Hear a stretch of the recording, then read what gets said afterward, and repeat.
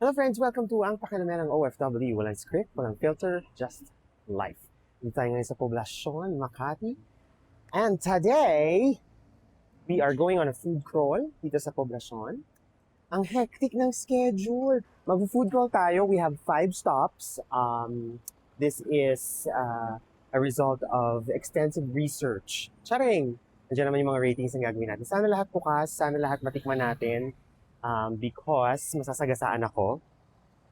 Kasi masasagasaan tayo. So, ayun, samahan nyo ako. It's my first time to do this in Poblacion. The total distance ay walkable ng mga 15 minutes lang. Magkakalapit lang siya halos lahat. So, we're going to our first stop. Walkathon tayo, friends. Walkathon. Ay, ito na pala siya. Ito na siya. Wait lang. Okay, first stop ay ang Krapaw. Hindi siya nakikita. May mas malaki ba tayong signage ng Krapaw? Ayon. Nakikita nyo? Ayan, Krapaw. This is a Thai restaurant dito sa Poblacion. It's like 100 steps literal doon sa Mad Monkey Hotel. Try natin. I think outside. Sorry, inside. Krapaw Thai. Alright, let's see. Hello. Hi. I'm vlogging. Is it okay? Alright. This is restaurant number 1, Krapaw. Krapaw? What does that mean, actually? Okay, let's see. The paper says, what's your best seller? Pad Krapaws po, which is our signature, sir. Is it? Okay with spicy. No, I don't like spicy. We have Is it the type- too spicy? We can do mild naman po. Uh, And then we have the Thai fried chicken. nasa listahan ko yun eh. Sorry. It's okay. Yeah, try there. Try natin yung Pad Krapaw Guy. Sige, yun na lang muna. Yun na naman ang best seller dito. Eh. Yes. Okay, yun. We're doing the Pad Krapaw Guy. That's chicken. Suka.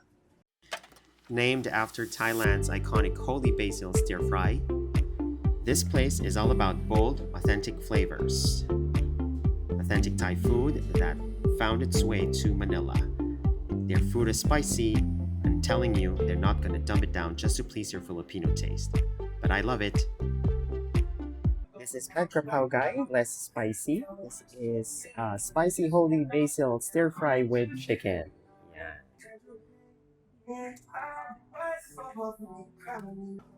Naamoy ko yung sili. Oh my God, sana hindi masyadong maangas. Alam mo naman tayo, friend. Talo tayo sa sili. Hindi natin kakainin yung sili kasi sobrang sili. Look at this. Nakikita niyo yung pula? Malala.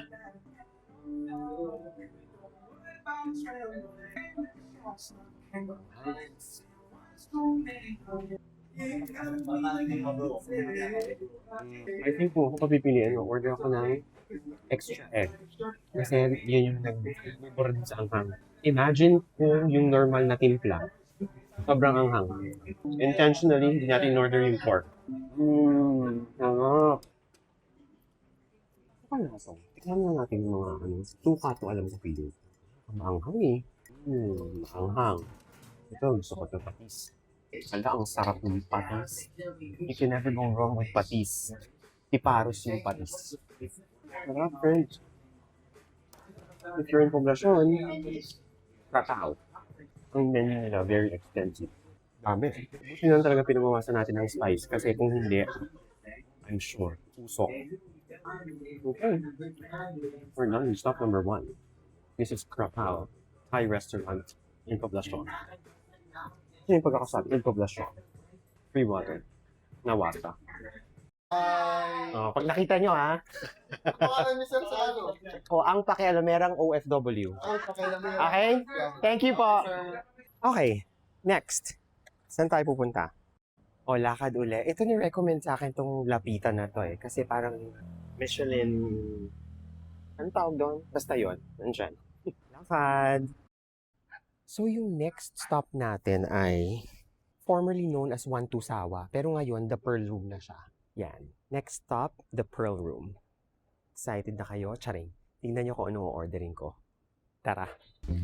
Known for its fresh oysters, creative seafood dishes, and lively atmosphere, it's the kind of place where great food meets a fun night out. Whether you like your oysters fresh, baked, or grilled, this spot is definitely worth checking out.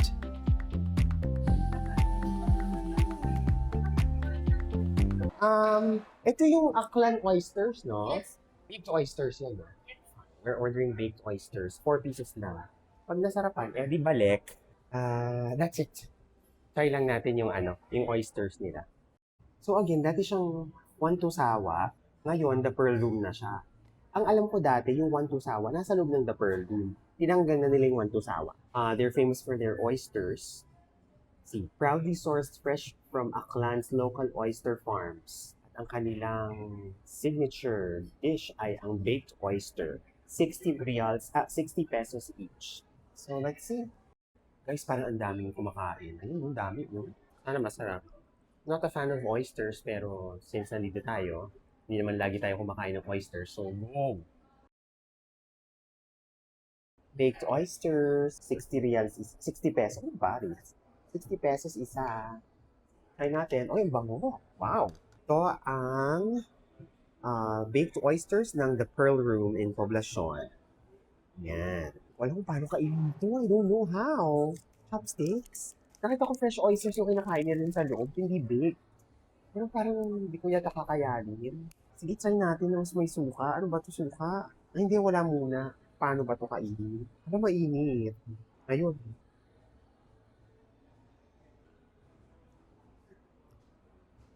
Ay, hala. Lagot. Oh my God, ang sarap. Hala. Alam mo, natatakot siyang kumain ng ang sarap, pero naalala ko yung office mate ko eh. Kumain siya ng oyster sa Thailand. Ayun. Nasugod sa ospital. Emergency. Sarap. Hindi naman siguro ako maano nito. Lagyan ko suka. Kaso may kasi, may cheese. May suka pang fresh lang. For starters, you can go here, no? Tapos, main sa iba. Ako ng kanin, sinangag. Tirahin na to lahat para makarami na tayo. This is the third oyster. Sarap. And this is the fourth. Pwede pala dito dadaan ka lang appetizer ng fresh oysters or baked oysters. Tapos lipat na lang kayo ng iba. Although ang daming klaseng oysters din sa menu. Sarap. Really nice. Really, really nice. Bibili out na tayo kasi we're going to the next stop. 261 pesos because there's service charge 10%. I'm just not sure para sa service charge. Sa pag-serve. Tama. 300. So that's the Pearl Room where you can eat fresh Aklan oysters. Next stop natin ay, hindi ko alam kung saan. Kakanan ba tayo or kakaliwa? Kakaliwa. Parang babalik tayo sa hotel ulit. Lakad-lakad.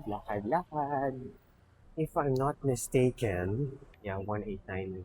Ay, there. Ayun, maliwanag pa sa sikat ng ayun, Tia Abuela. Check natin ang kanilang menu dito. Siyempre, we're here to do the paella. Teka, tingnan natin.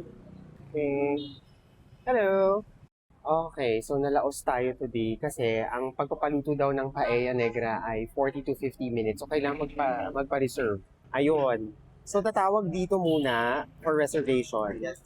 Tapos Gusto niyo sir magpa-advance order? advance order na, no? Nalaos. Teka, let's regroup. I think hatiin natin yung food crawl, no? Although, magkakalapit naman sila. So, ilalagay ko na lang, as in, sobrang magkakalapit lang sila. Kaya lang, yung timings, like, medyo nahasel lang sa paella kasi kailangan in advance siya.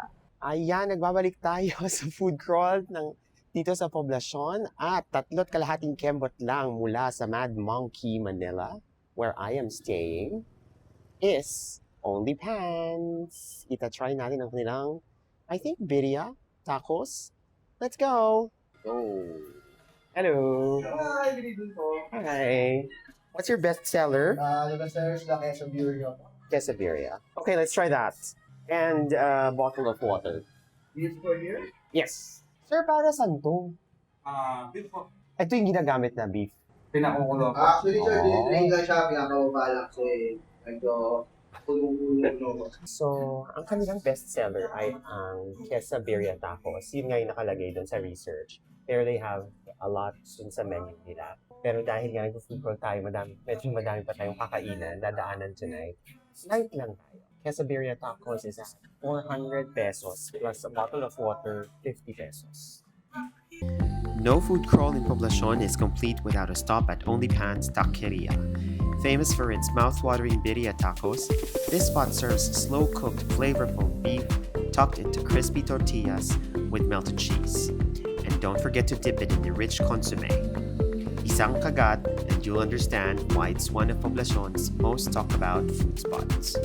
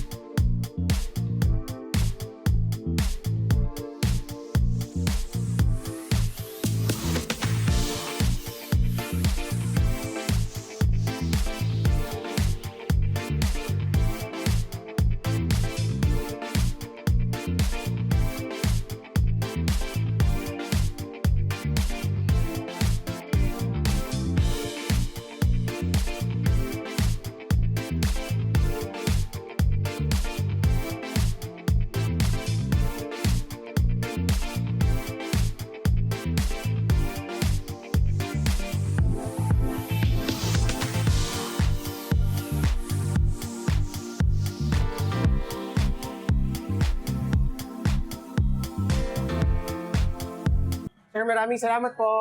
Thank you. Game. Lakad. Sa lukuyan tayo naglalakad sa kalsada. Pwede may tawiran naman doon. Our next stop is Tambay Yakitori. Ayan. This is a yakitori place sa Poblacion. Tambayan Inuman. So, titikman natin ang kanilang mga inihaw. Inihaw dishes. Level up ano siya, ihawan. Ganon. Okay, tara. Tambay Yakitori is one of Poblacion's go-to spots for grilled Japanese street food with a local twist. It hits you the moment you walk in, and every stick comes out smoky, juicy, and packed with flavor. It's easy to see why this place is always buzzing at night. Simple, affordable, and seriously satisfying. Parang nakaka-overwhelm siya. Nakaka-overwhelm ka. Ayan, ang dami. Hindi ko alam kung anong orderin. Yakitodo. Oh my God, yakitodo is todos. Ang dami siguro nito. Yan. We tried oysters yesterday, so I don't know. Let's see. Ask natin si Kuya. Oh, sige, let's try to be adventurous. Sige. Isang pork. Itong tatlo sabi mo, no? Okay, let's do the pork, the Japanese sausage, and beef isaw. Ano pa ba? One each po. Ay, maglagay tayo nung zucchini. Sige, try natin zucchini. I like zucchini. Sige, yun lang po muna. Thank you. If you've never tried yakitori before, it's a popular Japanese street food made of bite-sized pieces of meat grilled on skewers over hot charcoal. From the looks of the menu, they grill everything here. Pork, chicken, seafood, vegetables. It's affordable, packed with flavor, and perfect for sharing. Or honestly, you might end up keeping all the skewers to yourself. Ano yung in-order? Level up ihawan siya actually. Yun yung story niya. Pinerpo na, nilagyan ng drinks, lighting, and may music sila ngayon later. Mamaya daw puno na to. Parang kunyari lang, napahealthy ako ng konti kasi may veggies. Parang masarap yung scallions na inihaw. Ito naman yung sausage. Oh. May sauce kasi ang yakitori na, I'm not sure kung anong tawag sa sauce na yun. Na medyo sweet siya. Parang dapat dagdagan nila ng konting ganun because it's salty for me talaga. Sarap! Tambay Yakitori. Madami pa silang pagpipilian sa menu. Nice place. Tatawid kayo sa other part siya. Kasi nandyan yung location sa Google Maps nung, ilan ba? 5? 5. Yung 5 restaurants na kasama sa food hall na to. If you want yakitori, tapos nomo-nomo kayo, sarap. I'm not sure if it's pricey. At this point, I'm a tourist. So, yeah. Sarap ng tender juicy. Saray. Okay. To the next. I'll see you. 330. Cash tayo. Girl, okay na. Thank you very much. Opo. Yes. Try natin tumambay dito ng mas mataga. Thank you po. Okay, ang last stop natin for the food crawl ay ang the original Pares dito sa poblasyon. May tatabi ako kasi may dumadaan. Okay, ayan, dito tayo. Since 1989, try natin. Naalala nyo yung Pares na kinain ko sa Khobar? Sa Saudi kasi yon. So ngayon pa lang ako makakatikim ng Pares dito sa Pilipinas where it all started. So, try natin, simplihan lang natin. Kung isang araw, naghahanap tayo ng pampahulas, kahit hindi naman ako umiinom, yung mga kasama ko naghahanap ng sana pala tinuro ko na dito. Eto na siya. Try natin. Tara. So, eto na talagang hinahanap kong pares. Pares is a classic Filipino dish made of tender beef stewed in a sweet, savory sauce, usually served with garlic fried rice and a warm beef soup on the side. This is exactly what you need when you're craving something hearty but affordable. Simple food, big flavors. This is late night poblacion. Comfort at its best. Nakita yung yung presyo ng beef Pares. Wala din sa menu. Ewan ko ba. At saka medyo may free water. Ayan. Hindi siya air-conditioned. At sa pangilan-gilan na electric fan nila, isa ang sira. Tsare. Grabe, friends. Ang init. Lakutan. Di ba last na to? Tapos, babalik na tayo doon. Kumagaya naman magwalwalan yung mga tao. But I'm done with pubs. I'm done with pubs. 190 pesos ang isang beef Pares with rice na yun. And sabaw. Very Pinoy. I miss the kubertos like this. Nung college ako, yung kubertos na manipis, parang gyero. Pag subo mo, mahihiwa yung bibig mo. Ganun. Ganun siya, friends. Ay, Diyos ko, laputan, ladies and gentlemen. Laputan, tapos kumukulong sabaw. Saan ka pa? Parang may tumatawag. May phone in question. Ay, hindi pala sa akin. Asumera, hopya, may tumawag. Walang tatawag sa'yo, de. Oh, di ba? It adds to the experience. Yung mainit na sabaw sa mainit na panahon. Kung sa sabaw, meron tayong beef Pares. Oh my God, I'm so excited. Ito na talaga yung totoong beef Pares. And my fried rice. I think garlic rice na to. Yun lang, 190 pesos. Okay. Alam mo, dapat ang kasama sa food crawl na to is yung Benny's Falafel. Para sa mga vegan friends natin. Kaso, ang layo. And passing by, nakita ko tong Pares. So, it's a sign. Pinalitan natin. Sorry, Benny's Falafel. I'll try you one day. Kaldo. Alam niyo yung kaldo? Oh, ayan. Beef Pares. Nakaamoy ko yung garlic nito, oh. I hope. Masarap. Ganda yung review niya eh. You know what? I'll try it without the first. Ito na yon. Ito na talaga yon. Ano to? Tenga? O, bahala na kung ano yan. And the first.